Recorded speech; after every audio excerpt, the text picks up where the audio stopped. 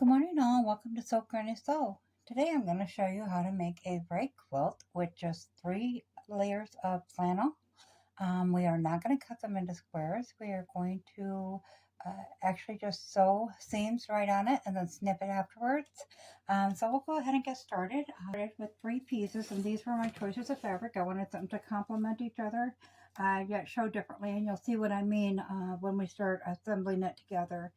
So I have a pink, green, and white stripe here. I have a pink and blue, green and white floral, and then a solid blue to bring out the blue little flowers in that.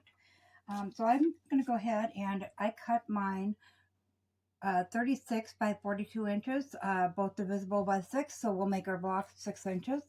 So I laid out all 3. Now the top piece you're going to want facing up. The middle one really doesn't matter because it's a solid color. But if you're doing a one-sided fabric, you'll want that facing up as well. And the back, of course, is facing down because that will be visible as well, and then the top will. So I just started pinning these together, making sure I had a equal amount on each side. I just got the first row on. So I did it this way so I could see it a little bit easier. So we're going to go ahead and we're going to continue to pin this together, and then we'll meet you back here. We just pinned, I just did 3 in one row, 2 in the next, and did all that for the length of the quilt, or the blanket. So what we're going to do is I'm going to turn it to the lightest side.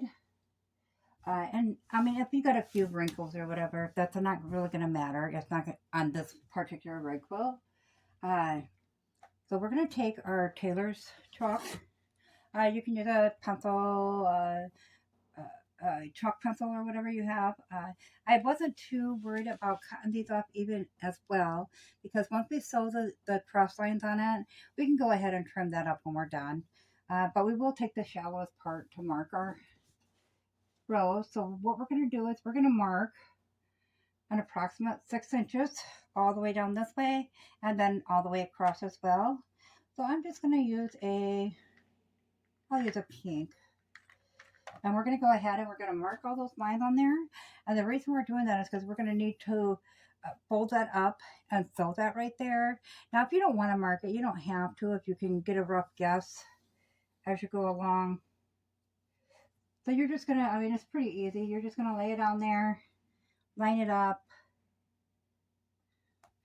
Now, I'm only showing one side, but I'll go ahead and do the other side as well. So it will be the full length. So once we get it all marked out, you're going to take this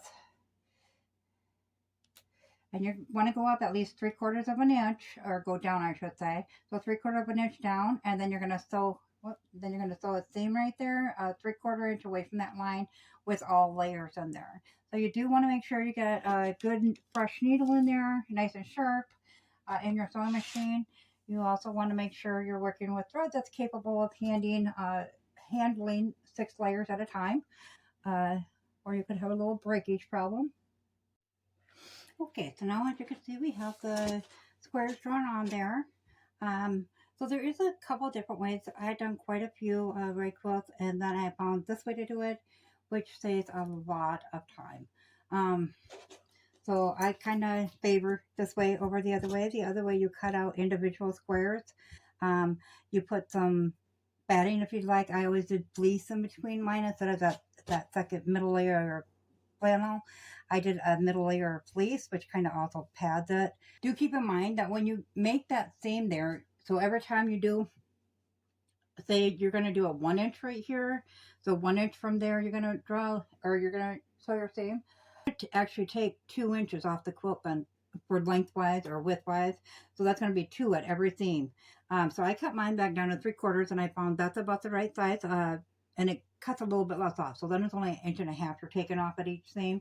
So take in mind, if you want to make a 36 by 36 or 3 foot by 3 foot baby quilt, make sure that you cut your fabric big enough to allow for those seam allowances in there.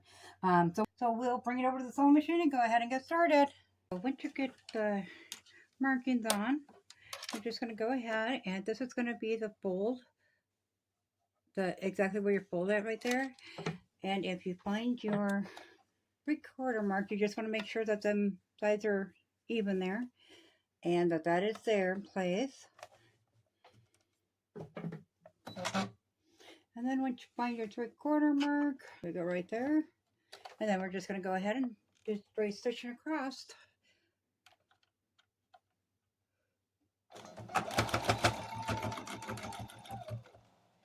Okay, and then just keep making sure that you get that fold exactly right and that your fabric gets laying flat underneath.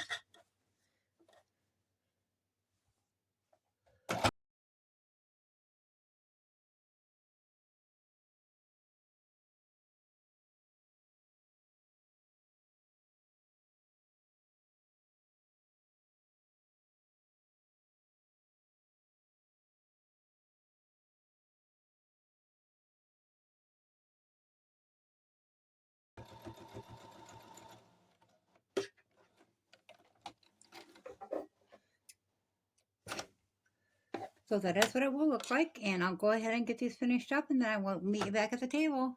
Okay, so once you get the seams done all one way, then at that time you're going to want to go ahead and cut it. I did forget to tell you, on all your edges, if you have, like for instance, one way was, I think, 40 something.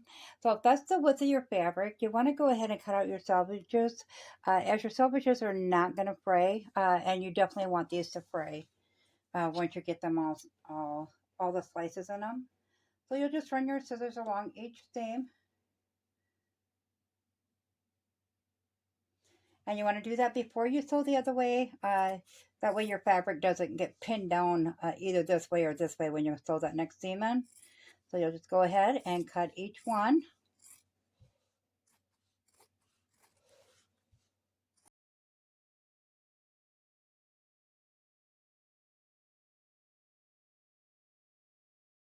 Your little slits going this way yet until you get these done. I just lay these flat when I'm going over this area and then cut them loose. You can also just sew up to there and then stop and sew like that with each square. I don't do that. I just cut them loose after I'm done and they turn out just fine that way.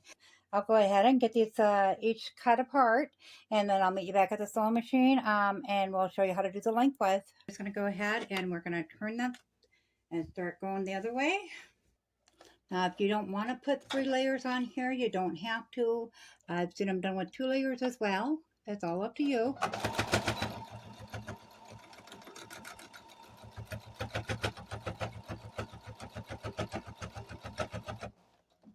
When you get to the seams, you do want to make sure, if you're going to do it this way, you do want to make sure that both the top and the bottom are laying flat on that.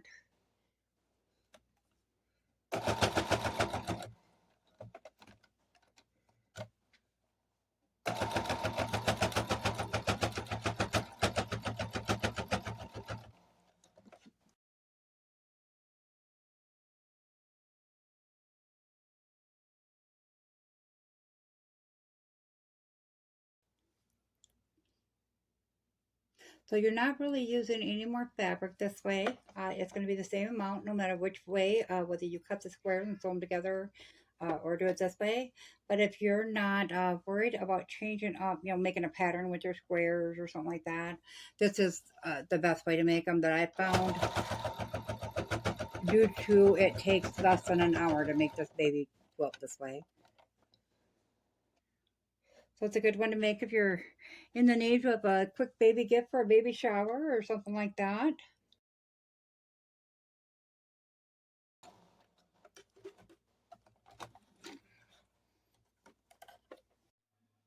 Okay, so now we have those seams done as well. So we're going to go ahead and cut these open.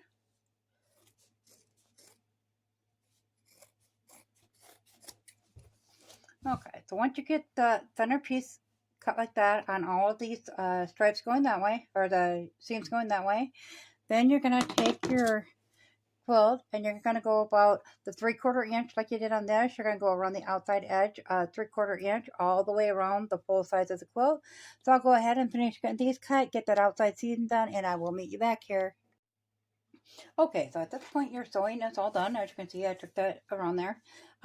So when you have stuff like this, I just make sure that I get some of that blue out there. Because when you snip it, you're not going to see all the difference. Like this has a lot of blue this way. It wasn't all that straight on there. You can go ahead and trim this on. I know I have one part right here.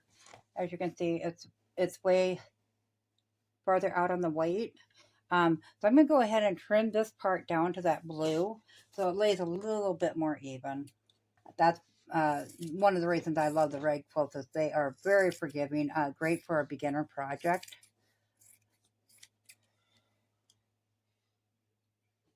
And then we can just tidy up any other edges, like this one here, I got a little bit longer. By the time you snip this, this is not all going to show that well. So you don't got to be really fussy with it. Okay, so once we get that done, we're going to go ahead and I snip by wherever I put a seam at. So you're going to snip at that joint, and at that one.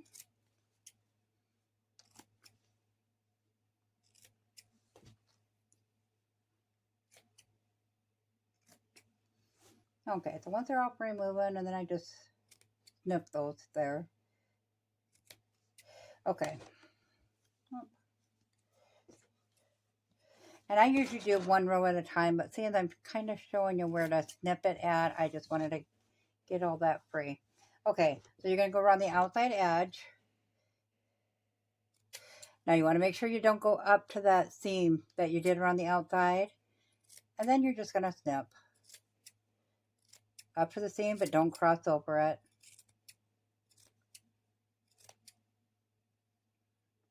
And at the corner, I just do a diagonal to it. And then when you wash these, that's the good thing about the Rag Quilt is when you wash these, the more you wash them, the softer they get. So instead of getting old and worn looking, they actually get a lot nicer.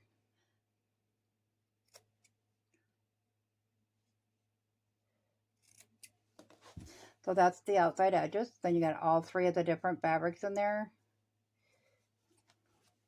And then on the rows themselves, that doesn't really want to stay in the picture. Okay, there we go. So on the rows themselves, I just snip at this corner. And then just snip around. You know, you can vary the sizes of snipping around. I just do them random.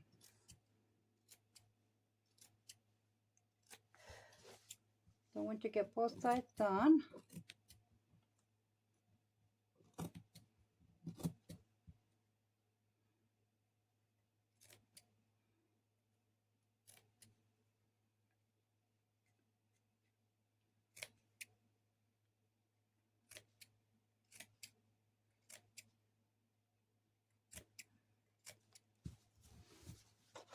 then it will look like that.